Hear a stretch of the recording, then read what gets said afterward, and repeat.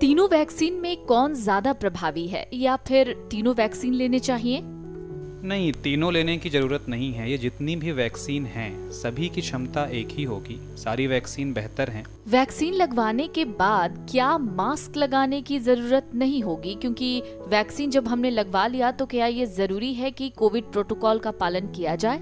नहीं, मास्क आपको तब तक लगाना पड़ेगा जब तक पूरे विश्व में कोविड के मरीज में नाटकीय ढंग से गिरावट नहीं आ जाती।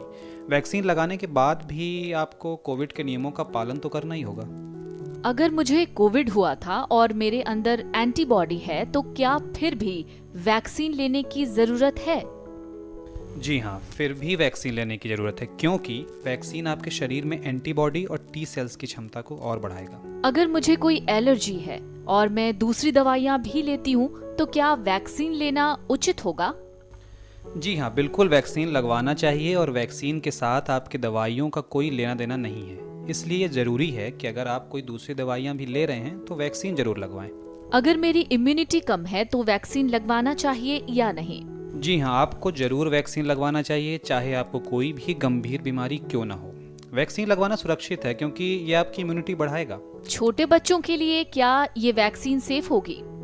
देखिए, इसके बारे में अभी तक कुछ खास जानकारी नहीं है क्योंकि फिलहाल वैक्सीन का ट्रायल सिर्फ वयस्कों पर ही किया गया है। लेकिन बच्चों और गर्भवती महिला के लिए कारगर होगा नहीं होगा ये कहना भी उचित नहीं है। क्या वैक्सीन के साइड इफेक्ट हैं और हाँ तो कब तक इसका असर रहेगा इस साइड इफेक्ट का?